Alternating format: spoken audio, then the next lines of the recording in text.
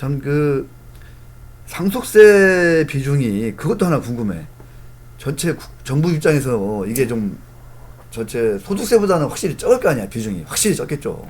비교 자체가 안, 안 되죠. 네, 비교 자체가 안 그러니까 네. 이거는 저는 좀 약간 좀 풀어주면서 네네네.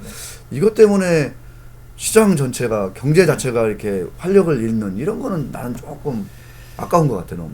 그렇죠. 그러니까 우리나라에서 그 세수 수입을 기준으로 보면 한 2년 전까지만 하더라도 부가가치세가 절대적이었어요. 10% 붙는 거. 그렇죠. 네. 부가가치세라는 세금이 우리나라 이제 세수의 절대적인 우리 70년대 후반에 이제 도입이 된 제도죠. 부가가치세 제도가 우리나라 뭐 경제 성장에 지대한 영향을 미쳐준 정말 어떻게 보면 국가 재정을 확보하고 국가가 말 그대로 우리 경제 발전을 이루는데 큰 도움이 된 게 이제 부가가치세 제도입니다. 네. 이제 그 부가가치세가 현실에서 한 30% 정도의 그 세수 실적을 가지고 있고요. 그 다음에 이제 소득세가 부가가치세보다 좀 적었는데 최근에 이제 소득세가 많이 올랐었습니다. 많이 올라서 가지고 이 소득세도 거의 30% 수준에 육박하고 있죠. 아 정말 이거 저는 정말 이게 가슴이 아파요 이런 얘기 들으면 정말. 네네, 그렇죠. 이 정말 소득세 많이 늘고 있어요. 네, 엄청 많이 늘고 있습니다. 직장인들. 네, 그래서 재작년에 처음으로 우리나라 역사상 처음으로 소득세가 부가가치세 세수 실적 넘어섰습니다. 네, 그러니까 많이 낸다는 이야기예요. 네. 이제 소득세가 넘어섰고요. 그러면 상속증여세가 얼마일까라는 부분이 이제 궁금해지죠, 그죠? 얼마 안 되더라고요. 그렇죠. 뭐 1%, 3% 그러니까요. 이랬습니다. 네, 1%, 3% 이랬습니다. 그러니까 실질적으로 이 상속증여세에 대한 세제 개편 이야기가 항상 이제 뭐 우리 조세법 관련 학회라든가 이런 데서 이야기가 나오면 굳이 우리나라 전체 세수에 미치는 영향이 1%에서 3% 정도밖에 안 되는데 네. 그렇게 많은 국세청의 담당자들이 거기에 그죠 조사한다고 투입하고 국민들이 거기에 대해서 투입해가지고 민감하고. 그렇죠 민감하게 또 사회생활하기도 바쁜데 거기에 많이 고민을 해야 되느냐.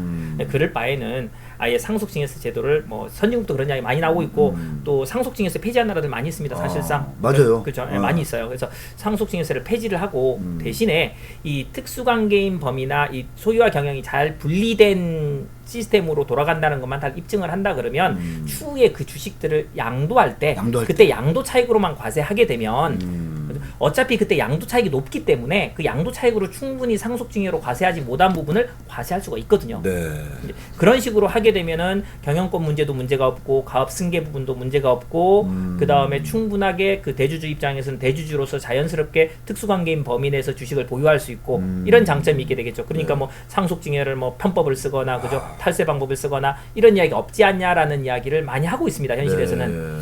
근데 이 부분이 이제 좀 분리가 돼야 되는 게 이제 우리 학계 쪽에서는 많이 나오는 게 그러면 오히려 대기업 도와주기 아니냐, 대기업 그죠, 대기업 밀어주기 아니냐 이런 이야기가 나오는 게 현실인데 그러니까 그래서 이야기 나오는 게 좀 전에 말씀드린 대로 그러니까 소유와 경영을 명확하게 구분시켜 놓은 대기업들은 그걸 인정을 해주자. 우리 중소기업은 소유와 경영이 분리돼 버리면 사실 회사가 그죠 사멸되는 문제가 생길 수 있거든요. 어렵죠. 그죠 어렵죠. 네. 사실상. 근데 이제 대기업은 그렇지 않다고 하니까 일단 시스템을 활용해서 해보고 그다음에 그 시스템에 따라서 이제 우리나라 뭐 기업들이 어떻게 흘러가는지에 따라서 그래서 좀 시스템을 보완을 하거나 하는 것도 많이 나오고 있습니다. 수년째 나오고 있는 뭐 수년이 뭐예요? 한 10년 넘게 나온 이야기인데 실질적으로 이제 정책으로서 채택까지는 안 되고 있습니다. 네네네. 네네.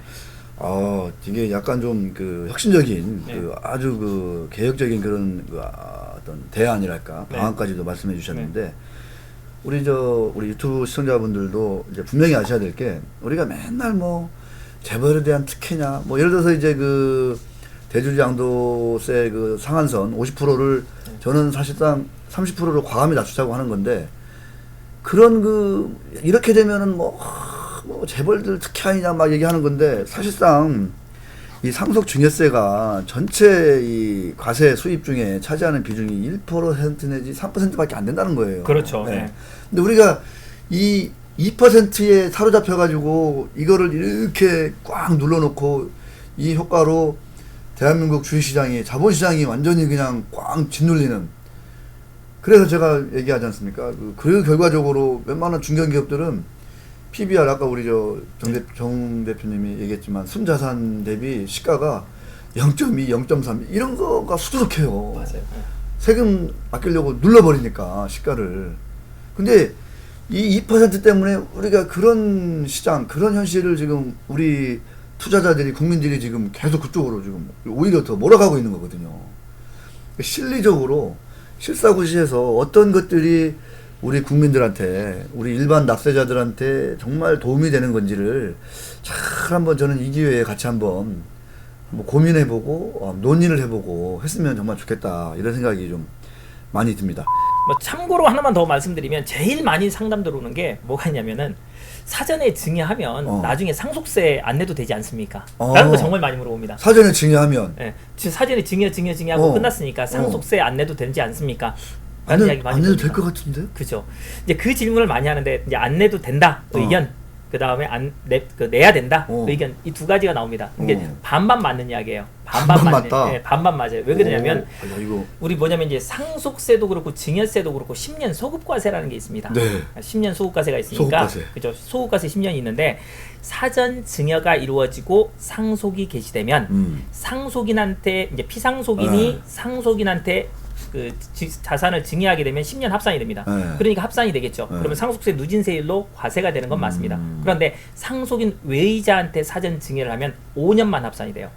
상속인 외의자. 예를 들어서 뭐 형제자매라든가 이렇게 또 재산 좀씩 줄 수 있잖아요. 그죠? 이런 것들을 하게 되면 5년간 합산이 되게 됩니다. 그러면 결국 뭐냐면 5년, 10년 이전에 사전 증여를 했다면 그러면은 상속세 합산되지 않습니다. 야, 그러네. 그렇죠. 그리고 이제 우리나라는 뭐 물가 상승률이나 이런 것들을 고려하고 땅덩어리가 좁잖아요. 그러니까 부동산 가격 상승 이런 것들을 고려한다면 사전에 또 너무 많이 증여해 놓으면 요즘에 뭐 부모님을 뭐 부양하지 않는 문제라든가 이런 것들 불효자가 어떻고 이런 문제가 생기니까 그런 거 하지 않는 범위 내에서 어느 정도 자기가 지어질 거 있고 지어가지고 계시고 나머지 부분들은 사전에 증여를 해서 10년, 5년 이전에 증여를 하면 상속재산에 합산되지 않으니까 그 방법도 활용을 하시고 뭐 주식 투자도 마찬가지입니다. 사실은 뭐 주식을 투자하든 주식을 보유한다고 했을 때 뭐 우리 이제 우량주라든가 그죠, 가치주를 갖다가 투자한다고 했을 때 5년 전, 10년 전에 투자해가지고 집어넣는 겁니다. 그러면 그거는 나중에 가치가 올라도 수증자인 그 자녀의 소득이 되는 것이지 재산이 되는 것이지 뭐 증여한 증여자의 재산이 되는 게 아니니까 그렇게 활용을 하시는 게 상당히 좋다고 보시면 됩니다.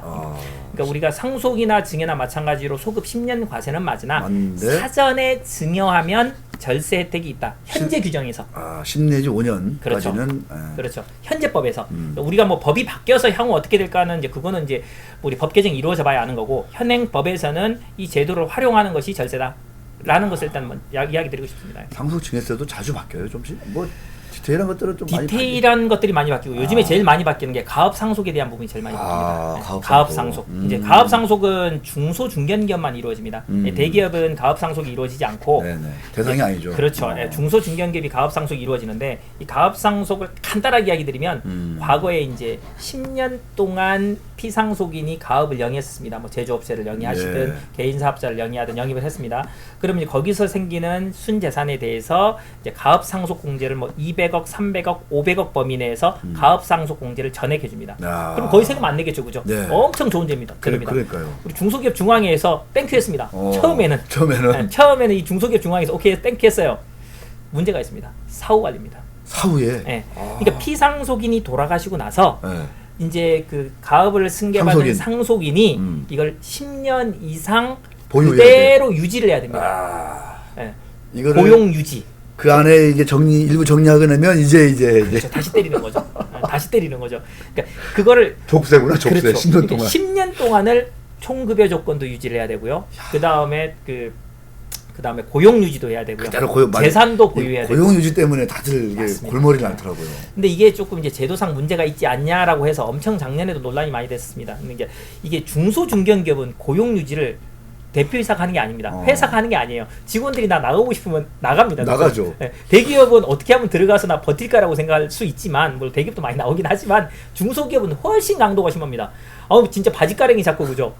제발 있어주세요. 뜯어 말려도 나갑니다. 그거 어떻게 고용 유지할 거냐는 거죠. 이런 문제가 생겼어요. 그래서 이제 2019년 말이죠. 세법 개정을 통해 가지고 이제 7년으로 줄였습니다. 줄였구나. 7년으로 줄였습니다. 그나마 혜택이라면 혜택이라고 보시면 됩니다. 이런 부분들도 시험에 좀 나오겠다. 시험에도 나오고 그렇죠. 현 실무상에서도 많이 쓰는 거죠. 그렇게 보시면 돼요. 우리 전국의 세무사 시험 준비하시는 분들은 우리 정병창 우리 회계사님의 정말 이 유튜브는 꼭 한번 좀 필독 하셔야 된다. 필 시청하셔야 된다. 이런 생각이 듭니다. 자, 상속 증여세, 상장사의 상속 증여세를 둘러싼 여러 가지 논란과 어떤 그 대안 이런 것들 우리 정병창 세무사님과 한번 얘기 나눠봤습니다.